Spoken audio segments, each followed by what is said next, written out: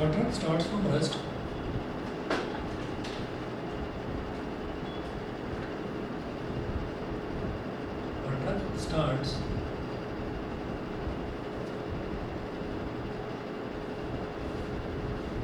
starts from rest and rolls down a hill and rolls down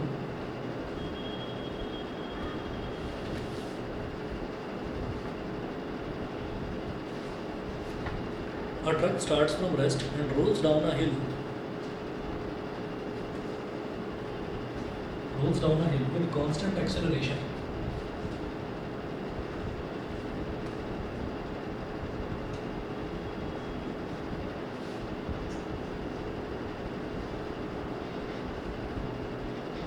A truck starts from rest and rolls down a hill with constant acceleration. Full stop. It travels a distance of 400 meters.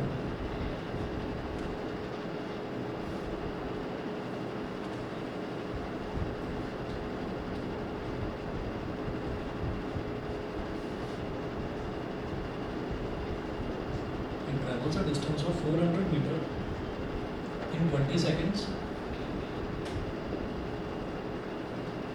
In 20 seconds, full stop. Find its acceleration.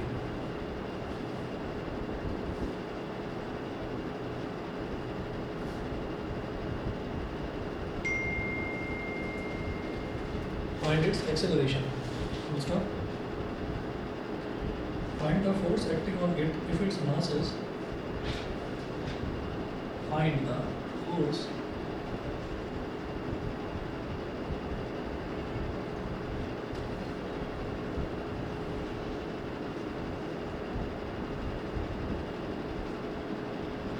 acting on it if its mass is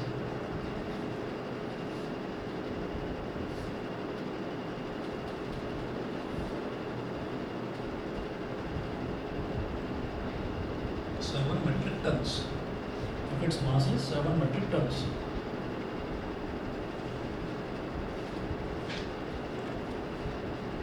तो एक चीज आप हमेशा याद रखना,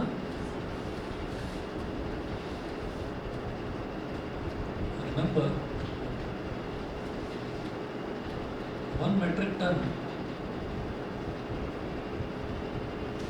is equal to 1000 kilogram. 1 metric ton 1000 kilogram के equal होता है. एक तो ये चीज याद रखनी है. अब इसके बाद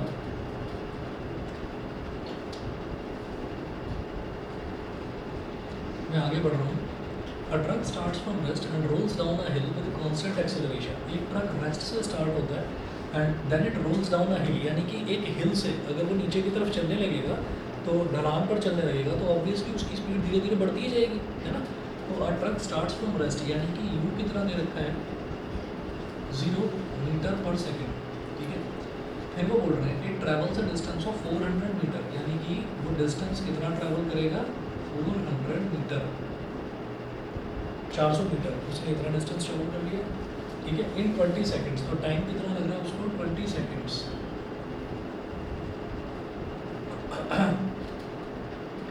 सबसे पहले वो पूछ रहे हैं फाइंड इट्स एक्सेलरेशन, तो उसका एक्सेलरेशन निकालना है a. तो आप बताइए s u t और a second equation of motion समझ गए कि नहीं. ठीक है भाई. सेकंड इक्वेशन ऑफ मोशन हमारी क्या होती है भाई, second equation of motion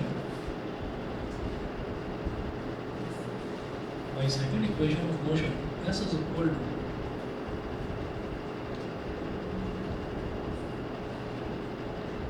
ut plus half A T square. S कितना है 400, u कितना है 0, t कितना है 20, 0 into 20 plus half into a into t का स्क्वायर मतलब 20 का square.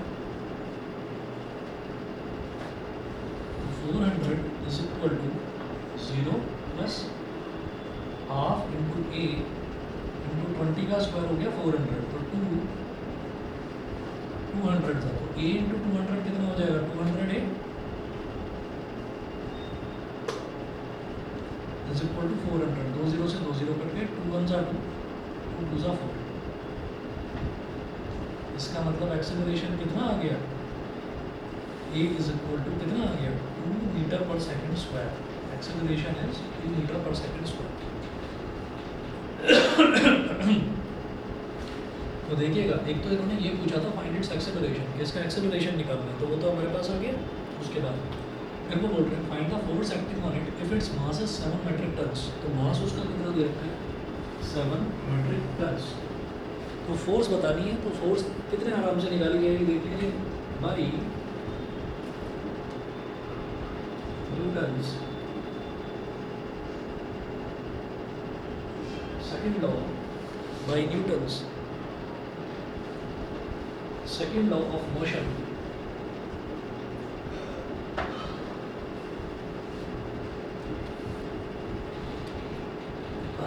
F is equal to ma।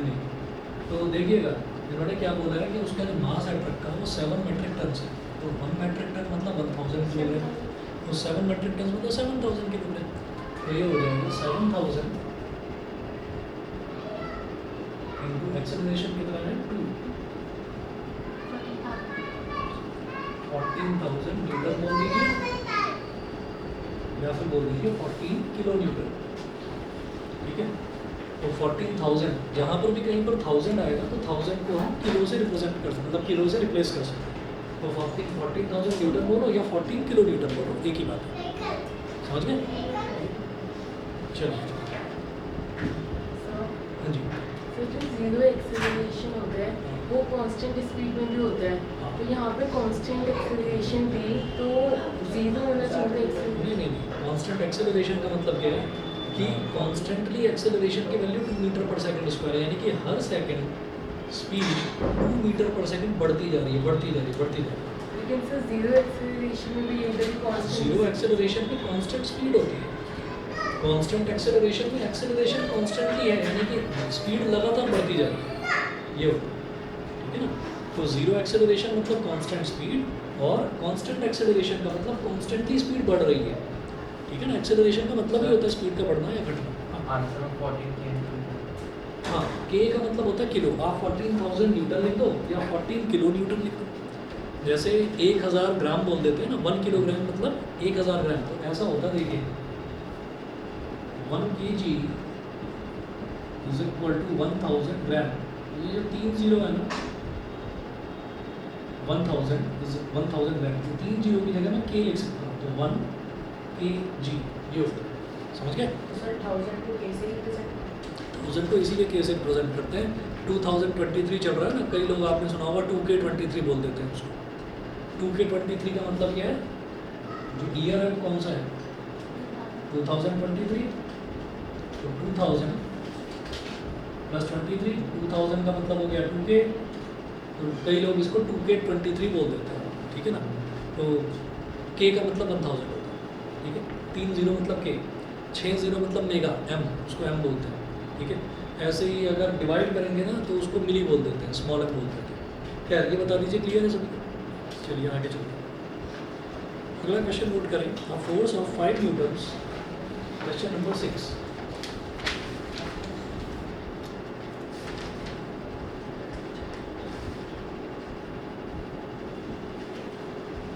A force of 5 newtons gives a mass m1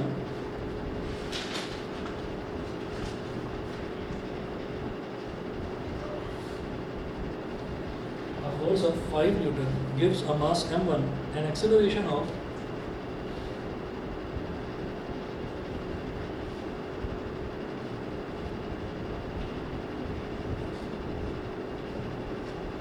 acceleration of 8 meter per second square.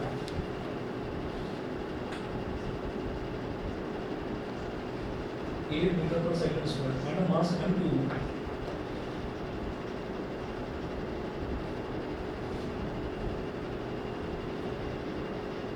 and a mass m2 an acceleration of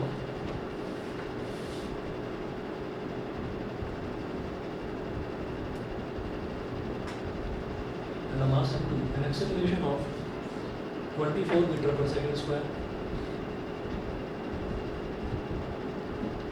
24 meter per second square, full stop. What acceleration would it give?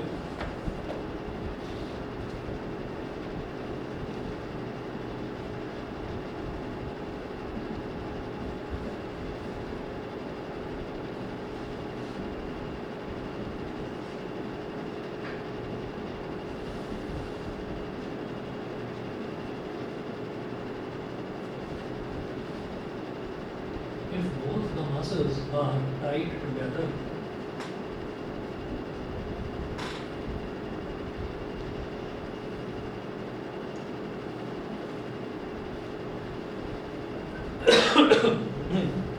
A force of 5 Newton gives a mass m1 an acceleration of 8 metre per second square. तो इसका मतलब क्या है कि 5 Newton की एक force है, वो एक मास m1 है, उसको एक्सेलरेशन देती है कितना 8 मीटर पर सेकंड स्क्वायर का.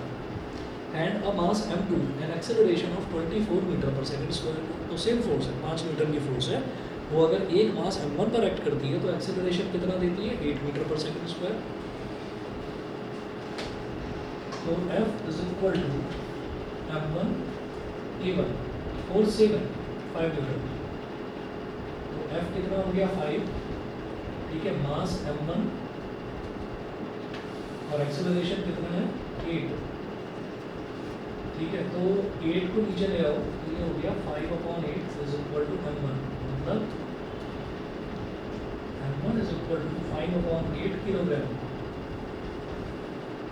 एक चीज़ तो ये हो गई. अब इसी तरीके से उन्होंने कहा एंड अ मास m2, तो यही फोर्स 5 न्यूटन की फोर्स अगर मास m2 पर एक्ट करेगी तो 24 मीटर पर सेकंड स्क्वायर का एक्सेलरेशन दे रही है.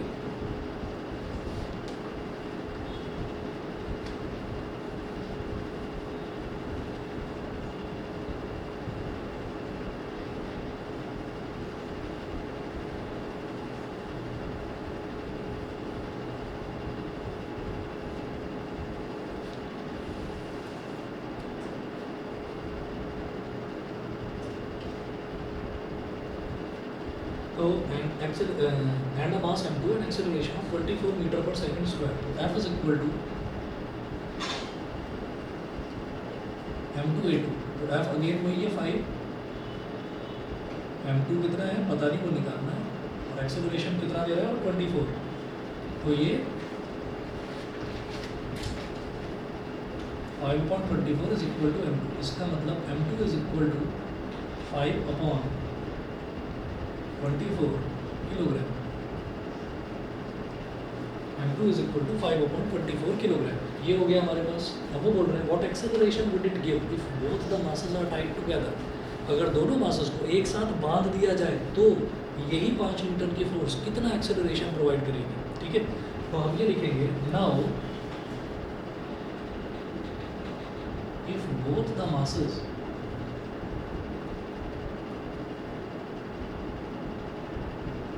if both the masses are tied together,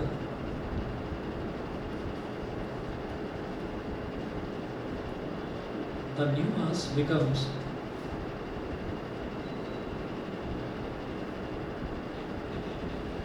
capital M is equal to m1 plus m2. हाँ जी, m1 कितना था 5/8 और m2 कितना 5/24. तो 8 और 24 का अगर एलसीएम ले लेंगे तो कितना आ जाएगा 24. 8 3 are 24, 3 5 are 15, 24 1 are 24, 1 5 are 5, 15 plus 5 is 20, 20/24. 4 5 are 20 and 4 6 are 24. अभी मेरे पास टोटल मास आ गया 5/6 किलोग्राम. यहाँ तक समझ गए? सभी को क्लियर है भाई? अब तो उन्होंने कहा कि what acceleration would it give. Would it क्या है यहाँ पर? अ फोर्स जिसकी बात करी जा रही है. तो 5 न्यूटन का फोर्स अगर दोनों मासेस को एक साथ बांध दिया जाए तो बांधने का मतलब क्या है कि दोनों के मासेस ऐड हो जाएंगे. ठीक है, तो वो ऐड होकर कितना मास बन गया, नया मास क्या बन गया, टोटल मास 5/6 किलोग्राम. ठीक है, अब क्या एक्सेलरेशन हो गया फोर्स. तो हम ये कहेंगे F is equal to capital M into a. ये मुझे ए निकालना है. कैपिटल F कितना है 5 और M कितना है 5/6 मल्टीप्लाइड बाई ए. तो इधर भी देखिए ये 5 है और ये 5, तो से बात करके 1 आ गया इधर. भाई ये जो 6 है ये इधर 1 से मल्टीप्लाई हो जाएगा. 1 into 6 is 6. A is equal to 6 metre per second square. A is equal to 6 metre per second square.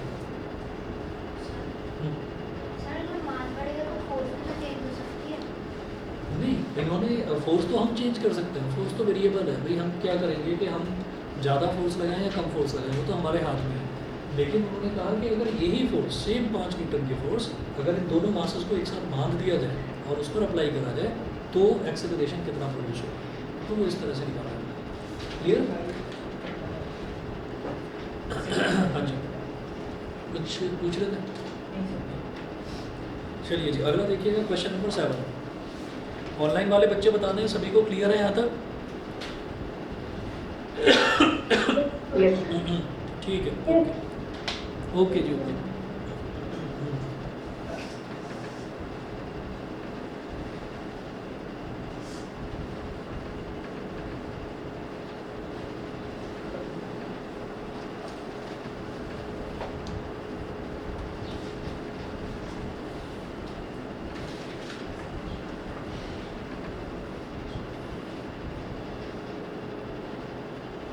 हाँ जी, अगला देखते हैं question number 7।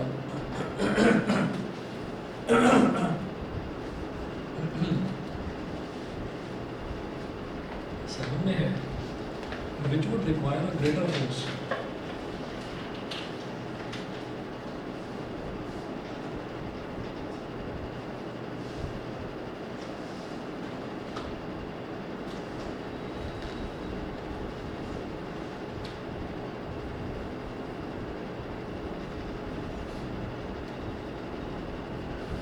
which would require a greater force, फिर डैश करके लिखा हुआ है accelerating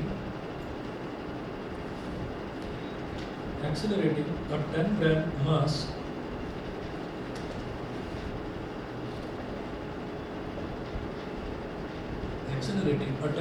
mass at 5 meter per second square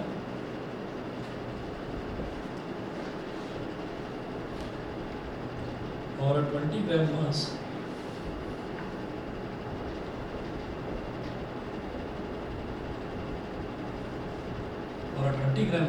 at 2 meter per second square.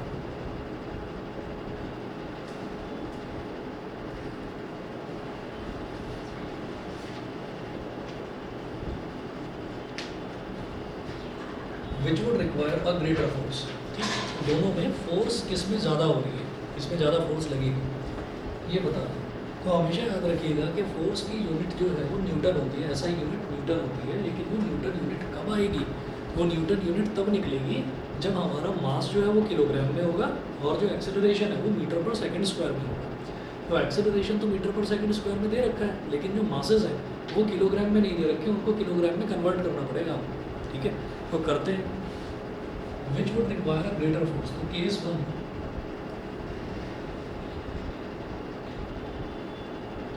मास कितना दे रखा है 10 ग्राम, तो m1 इज इक्वल टू 10 ग्राम, इसको किलोग्राम में कैसे कन्वर्ट करें, डिवाइड बाय 1000, एक जीरो से एक जीरो कट गया, 1/100 kg।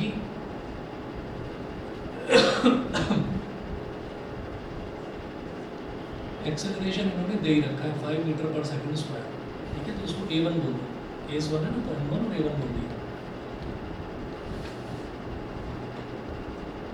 तो फर्स्ट केस में फोर्स कितना निकला, m1 इंटू a1। m1 कितना है 1/100 और a1 कितना है 5 है, तो 5/100 आ गया टोटल। 5/100 को क्या बोलेंगे, 0.05 न्यूटन। तो F1 की वैल्यू आ गई 0.05 न्यूटन, 0.05 भाई 5/100 है, तो बस 2 जीरो काट दो और इससे पहले मतलब पॉइंट के बाद 2 डिजिट आनी चाहिए, है ना। अच्छा, अब केस सेकंड देखेंगे।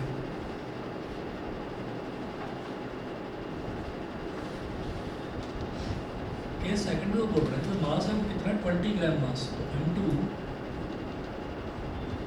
इज इक्वल टू 20 ग्राम। इसको क्या करेंगे 20/1000, एक जीरो से एक जीरो कट गया, तो ये हो गया 2/100 kg। और एक्सेलरेशन कितना दे रखा है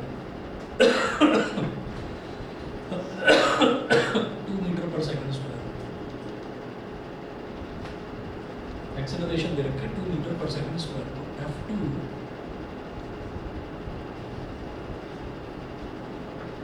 F2 is equal to m2 into a2, ये हो गया।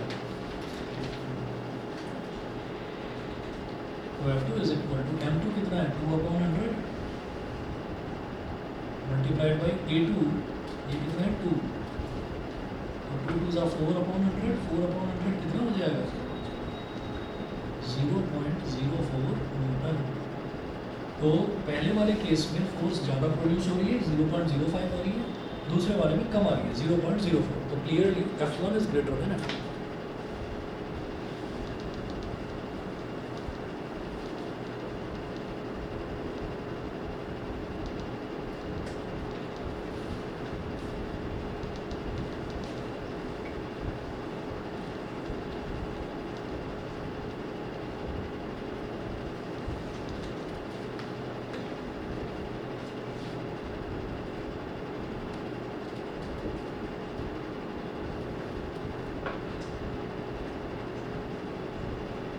Clearly F1 is greater than F2। F1 जो है वो F2 से बड़ा होगा। तो पहले वाले केस में जो फोर्स प्रोड्यूस हो रही है वो ज़्यादा प्रोड्यूस हो रही है। उसके बाद अगला नोट करेंगे Newton's third law of motion. तो सेकंड लॉ में सफिशिएंट क्वेश्चन थे, अगला नोट कीजिएगा।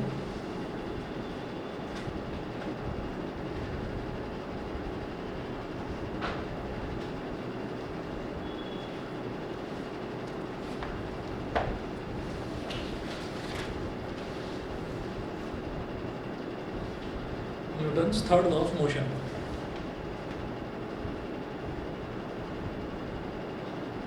According to this law,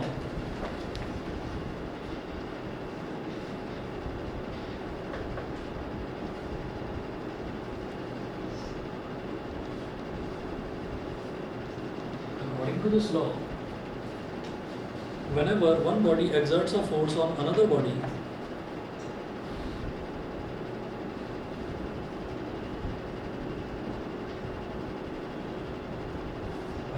body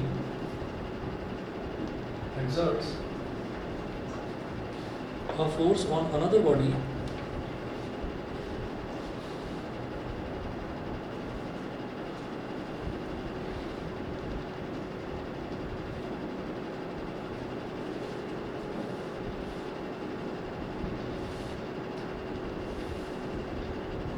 according to this law, whenever one body exerts a force on another body, the second body exerts an equal and opposite force, the second body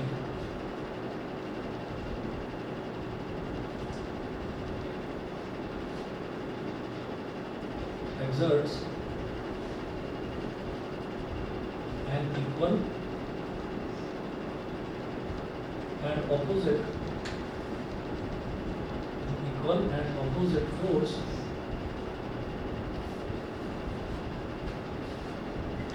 on the first body.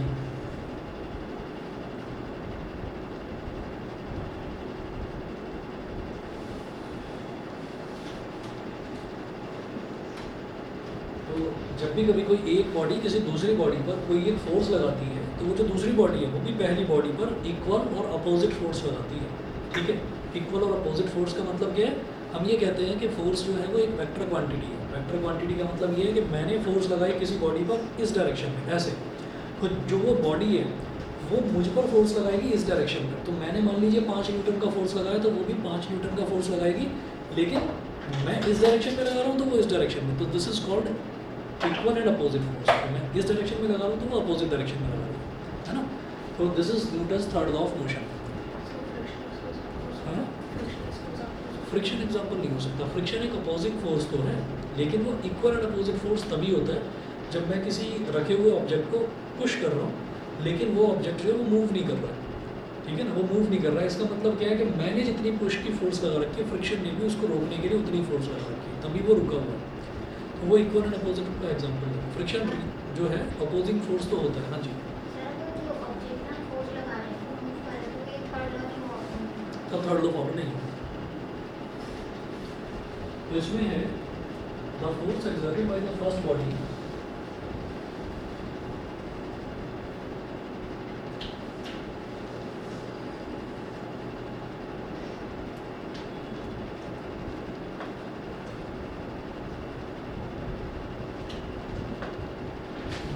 exerted by the first body on the second body is known as action,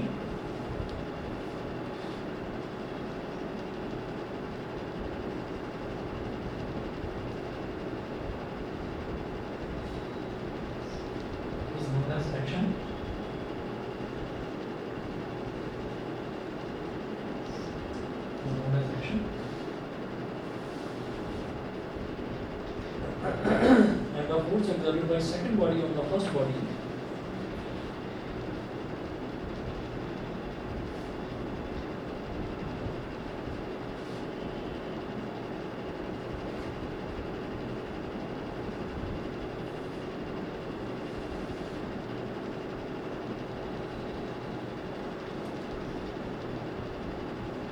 Second body on the first body.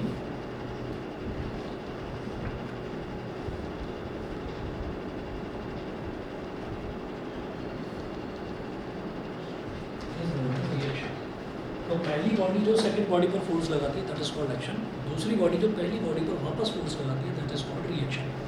So now भी होगा to every action there is an equal and opposite reaction. Ball का bounce back होना इसका example. Ball का bounce back होना इसका example हो सकता है कि जितनी ताकत से हम बॉल को फेंकेंगे वो उतनी ही ताकत से वापस भी आएगी. ठीक है ना.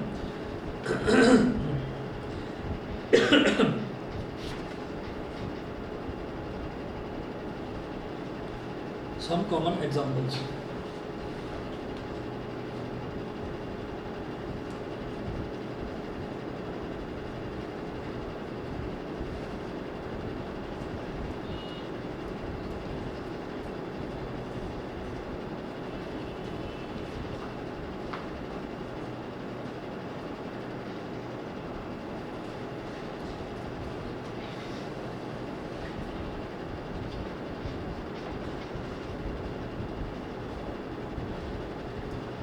पहला है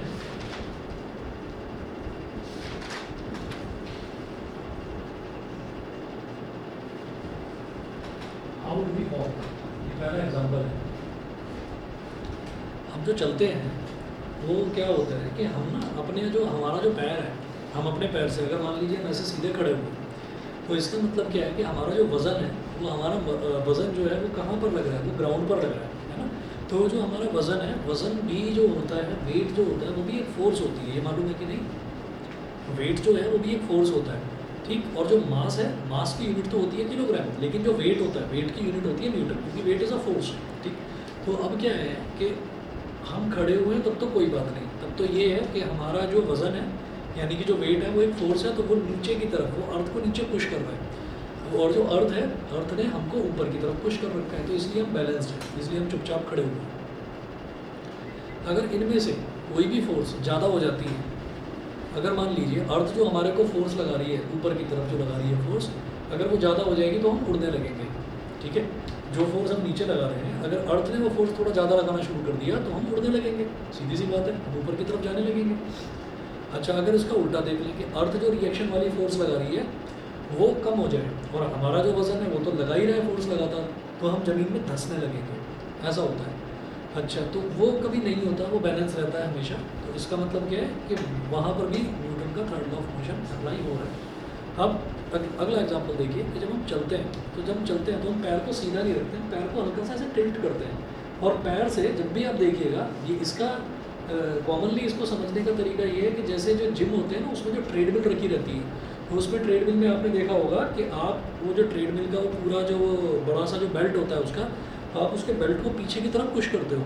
ठीक है. और आप धीरे धीरे आगे जाते हो, तो वो बेल्ट तो पीछे मूव कर रही है लेकिन आप आगे मूव कर रहे हो. तो वही कॉन्सेप्ट है चलने का कि आप अर्थ को पीछे मूव करते हो, आप अर्थ को पीछे की तरफ पुश करते हो. अब आप में क्या, किसी में भी इतना तो है नहीं ना कि अर्थ को पीछे घुमा दे, है ना. अर्थ को तो हम पीछे नहीं घुमा सकते, लेकिन अर्थ हमको आगे जरूर घुमा देती है. तो क्या है कि हमने जितना फोर्स लगाया अर्थ पर, अर्थ ने उतना ही रिएक्शन फोर्स लगा दिया हम पर, तो हम अर्थ के रिएक्शन की वजह से आगे जा पाते हैं.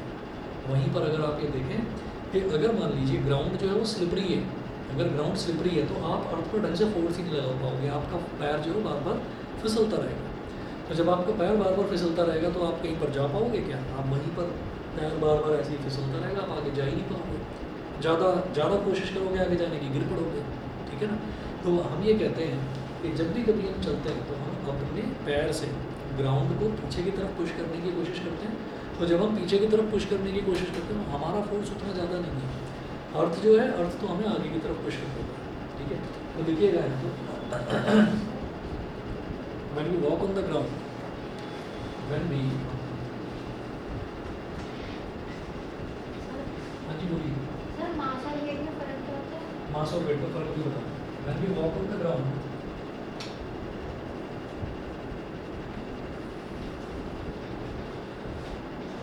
मैं ये सोच रहा था कि मैंने एक बार पहले भी बताई थी ये चीज़, आज भी बता रहा हूँ, किसी ने पूछा नहीं। मैं अभी ढंग से एक्सप्लेन करता हूँ, अब आप अच्छे से समझ पाएंगे क्योंकि आपको न्यूटन का सेकंड लॉ ऑफ मोशन पता है। तो अब आप ये समझ पाएंगे कि मास और वेट में फ़र्क क्या है, वो मैं अभी बताऊँगा। पहले इसका रीज़न लिख लीजिए। When we walk on the ground, then our foot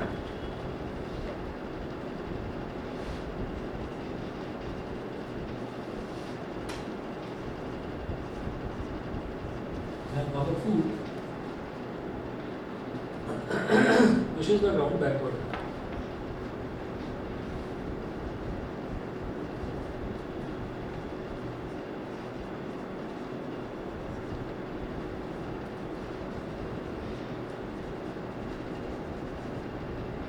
Then our foot pushes the ground backward. And in return,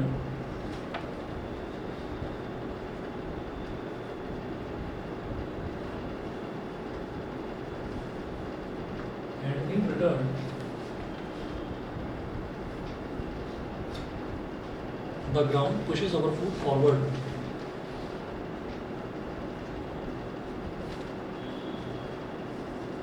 The ground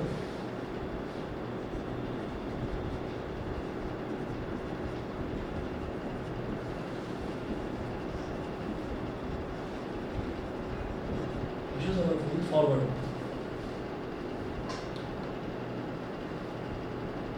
Full stop. The forward reaction exerted by the ground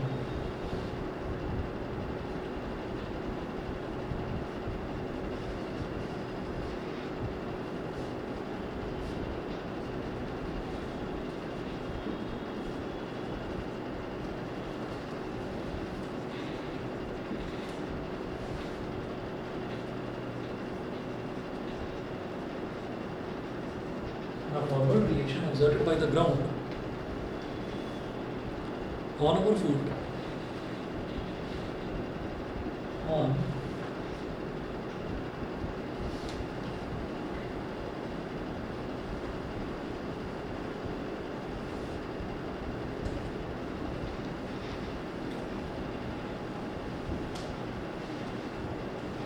the forward reaction exerted by the ground on our foot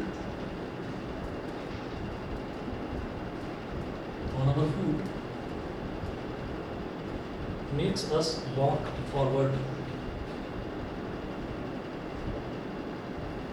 Makes us walk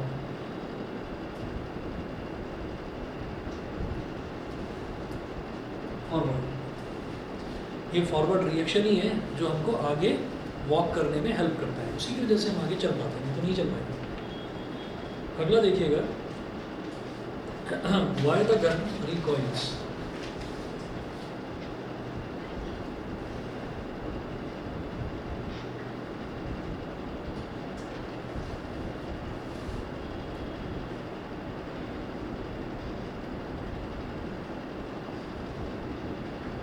Why the gun recoils. रिकॉइल्स का मतलब ये है कि जो gun है वो झटका क्यों मारती है, ठीक है, तो वो देखते हैं।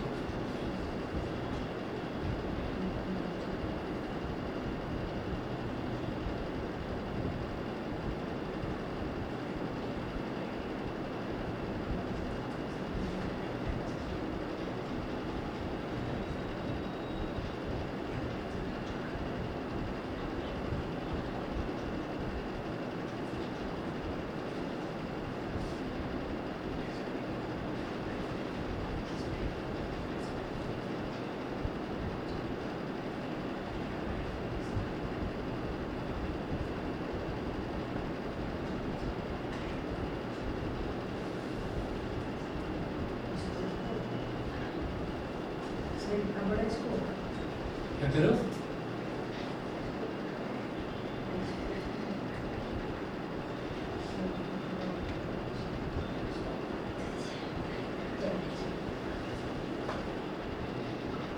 क्या बोल रहे हो बताओ? अच्छा, तो अब आप ये देखिएगा कि हमने ना ये एक गन बना दिया है। अब क्या करते हैं कि ये जो गन का जो बैरल होता है, यानी कि जो पाइप होता है, इस पाइप के अंदर बुलेट लगा दी जाती है। अच्छा, ये जो है इसको जो है ट्रिगर बोलते हैं, इसको ट्रिगर बोलते हैं। तो ट्रिगर को पीछे पुश करते हैं, पीछे खींचते हैं, सॉरी पुल करते हैं। तो जब इसको पीछे की तरफ खींचा जाता है तो ये कनेक्टेड है इससे, इसको कहते हैं स्ट्राइकर, इसको बोलते हैं स्ट्राइकर। तो क्या है कि जो बुलेट है वो बुलेट भी तो चिपकी हुई है ना गन के साथ में, तो क्या होता है कि बुलेट में भी इस तरीके से यहाँ से बुलेट निकल कर जाती है, तो जो बुलेट है वो चिपकी हुई है, और बुलेट पर ऐसा होता है कि यहाँ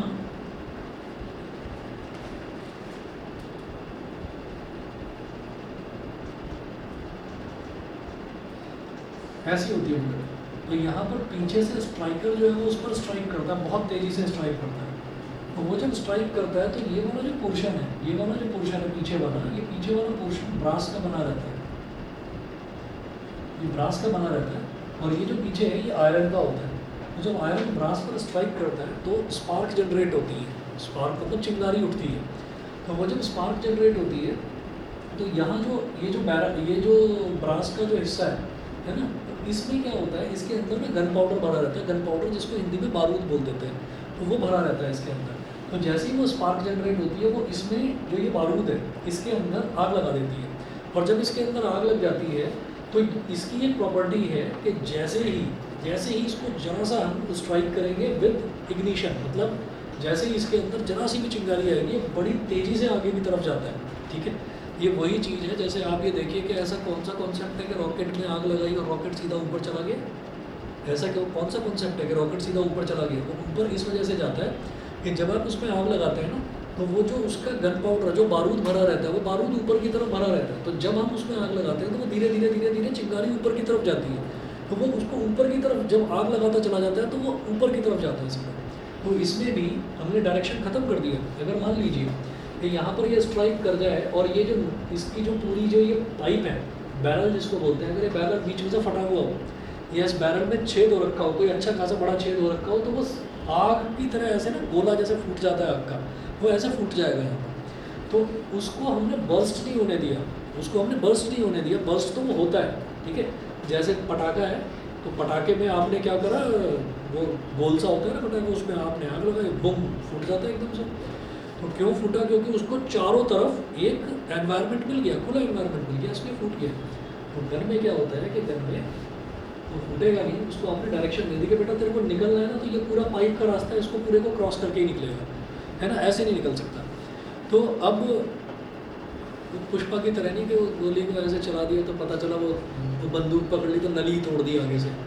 देखी थी पुष्पा? तो देखी होगी आपने सबने, है ना, देखी नहीं, देख लिया करो कभी कभी, जब कभी कभी कॉमेडी भी हो जाती है साउथ की फिल्मों में, उसमें दिखाया है कि एक वो गुंडा बैठा हुआ है और ये अपना ऐसे कंधा टेढ़ा करके चला जाता है वहाँ पर, ठीक है। अब जब वो जाता है वहाँ पर तो वो कुछ उल्टा बोल जाते हैं, कुछ बहसबाजी हो जाती है, तो वो बंदूक निकाल लेता है, बंदूक निकालते फिर धुड़ुम कुछ आवाज़ आती है, जैसे लड़ाई झगड़ा कुछ हुआ, फिर दिखाते हैं कि पुष्पा आया, पुष्पा ने बंदूक ऐसे रखी, पता चला बंदूक का पाइप ही फाड़ दिया पुष्पा ने, मतलब आगे से पाइप फाड़ दिया, वो इतना ताकतवर है, उसने पाइप के चिथड़े उड़ा दिए। वाह कमाल है। अभी तो ट्रेलर देख लेना टू का ट्रेलर देखा है क्या? वो देखा तो उसको वो पुष्पा ऐसे आता तो शेर पीछे जाने लगता उसको देख के, वाह ये तो कमाल ही हो गया। VFX है जो भी है, मतलब शेर को डरा दिया उसने। चलिए अब इधर आ जाइए, नहीं VFX देख रहा हूँ तो आदिपुरुष देखिए। चलो जी, तो अब क्या है कि उसको यहाँ पर डायरेक्शन मिल गई, तो वो जो है वो सीधा का सीधा यहाँ से निकल कर जाएगा। तो अब होता कैसे है कि ऐसा नहीं है कि गोली है बंदूक के, उस पर छू बस ऐसे करके किसी ने कह दिया छू दिया वो गोली निकल गई, भाई उस पर फोर्स लगानी पड़ती है अच्छी खासी। तो अच्छी खासी फोर्स जो है वो बहुत हाई क्वालिटी का, बड़ा टेंसाइल स्ट्रेंथ का, टेंसाइल स्ट्रेंथ मतलब ये है कि बहुत ज़्यादा ताकतवर स्प्रिंग होता है। ये नहीं कि इसको स्प्रिंग को 2-4 बार आपने ऐसे ऐसे करा स्प्रिंग ही ढीला हो गया, ये नहीं। बंदूक आज बनती है तो कई 100 सालों तक, मेरे दादाजी के ज़माने की बंदूक है, मेरे परदादा जी के ज़माने की बंदूक है।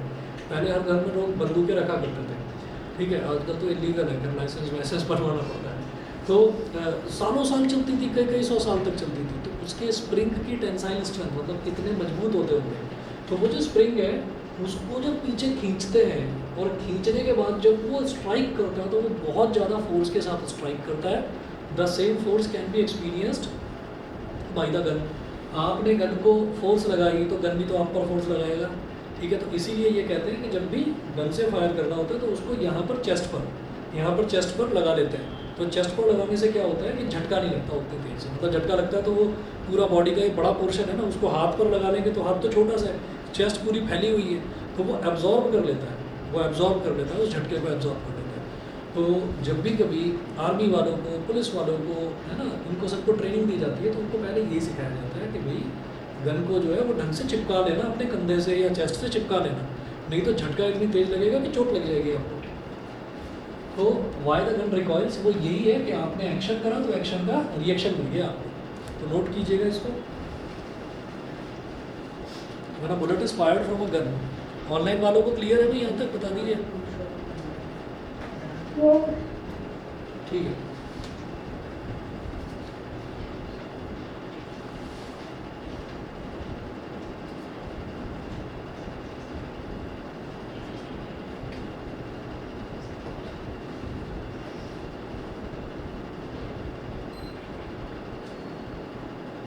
When a bullet is fired from a gun,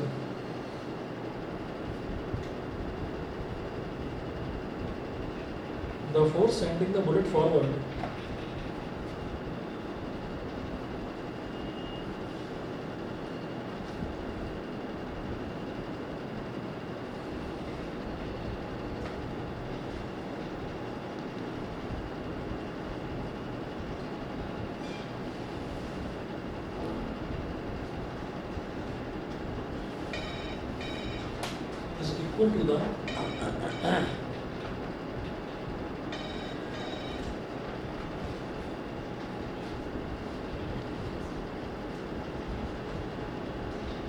is equal to the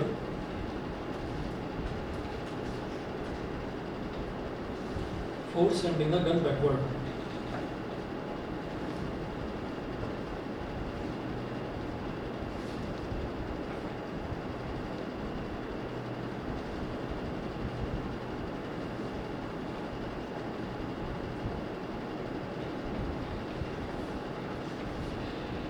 Full stop. But due to high mass of the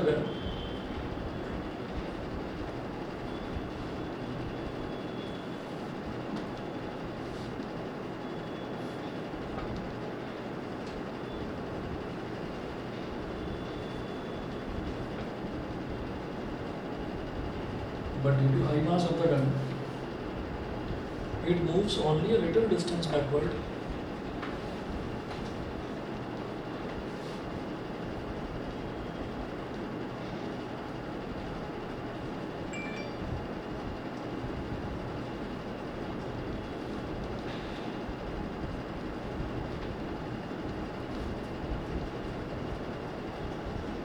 Moves only a little distance backward and gives a backward jerk or kick.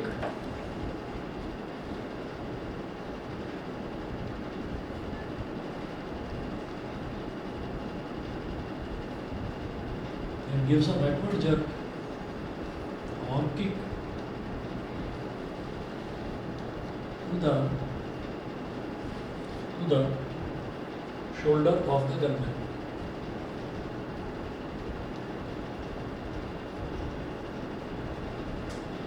The shoulder of the gunman.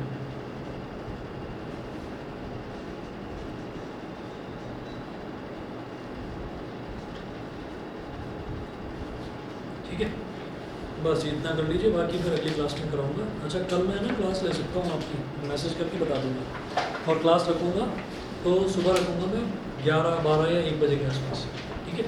तो मैं आपको सुबह एक बार message check कर देंगे, देर रात से भी अगर मैसेज करूँ तो सुबह एक बार चेक कर देंगे।